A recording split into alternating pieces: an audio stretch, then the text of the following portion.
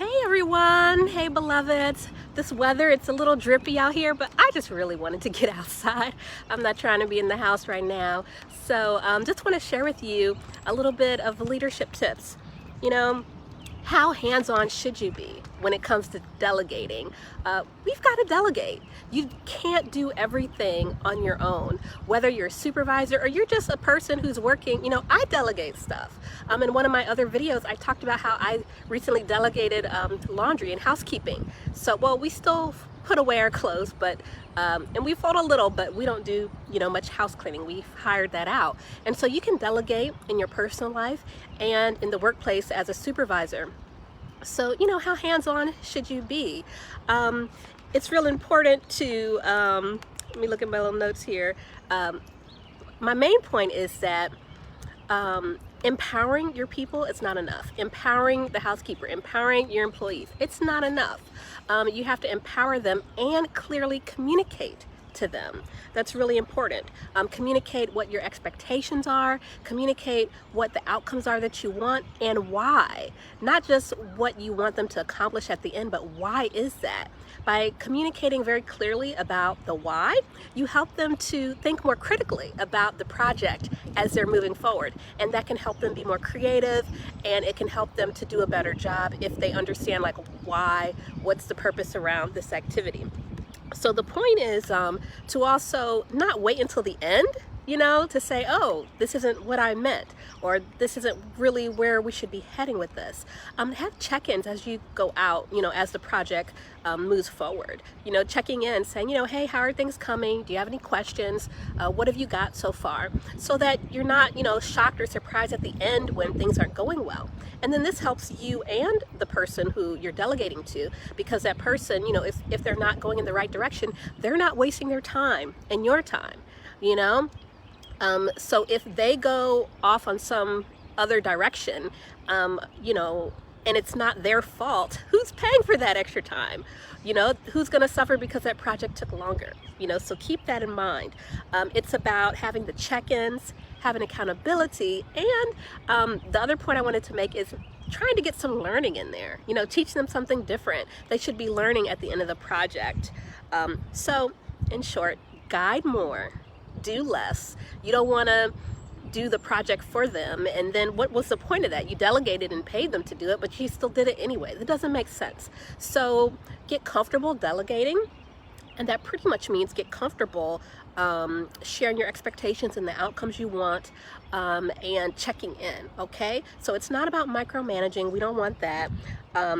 But if you do this, everyone will be happier. You will be happier, they will be happier, but they can't do things the way you want it to be done if you don't clarify with them, if you're not sharing them what the outcome will look like, if it's done in the way that you're looking for and why you're doing it. So you've got to communicate with them. If things don't go well, when I delegate, because I've supervised people before, I think back to myself. Whoa, this didn't come out how I expected it to. What did I do, to contribute to it becoming this way? How might I change my approach so that I can get the outcomes I want the next time this happens? So I don't, focus the blame on the person. I really think about myself. And then when I do that, I've seen better outcomes moving forward.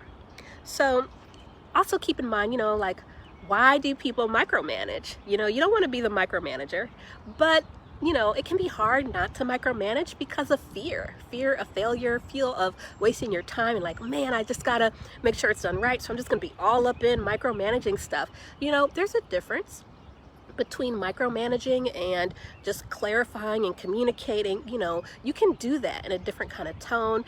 And the other person will appreciate the fact that you're taking the time to communicate clearly, maybe give examples, a job aid, or actually show them how you want it to be done. Give them examples of what it would look like for it to be done right, things like that. So keep that in mind. And delegation, it's an art. It's not a science. Just the other day, you may not have seen this post, but I'm a little embarrassed about it. Well, not really. It is what it is, okay? But I have a cat blanket on my bed. It's a twin size blanket, twin size sheet that I just throw on half of my bed. I have a queen bed. And I put it there because my cats often sleep on my bed, and they will throw up on my bed, they will do other unsavory stuff on my bed. And by having that cat blanket, it makes it so that when they do that stuff, I can just take that blanket off and wash it, you know, instead of having to wash my whole comforter.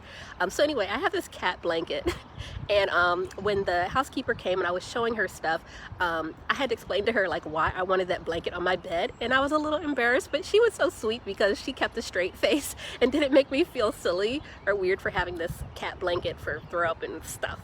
Hairballs or whatever, you know, if you have cats, you know they do stuff. So she started to put it on my bed and I was happy. But then the way she put it on was not the way I wanted. She folded it in half and put it on the half of my bed. And the next time she came, I showed her that I wanted it to be opened up and laid across the bed. So I showed it to her and said, you know, thank you, this is how I want it to be.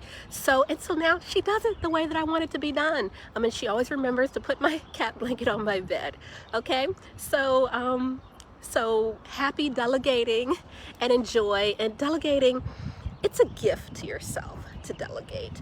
And it's a gift to the other person in terms of, you know, they're being compensated for it, they're learning something, you know, and so just let it be that win-win situation. Do not micromanage. You don't like it when people micromanage you, so why are you going to be all micromanaging someone? Okay, don't do it. Okay, follow these tips to do better.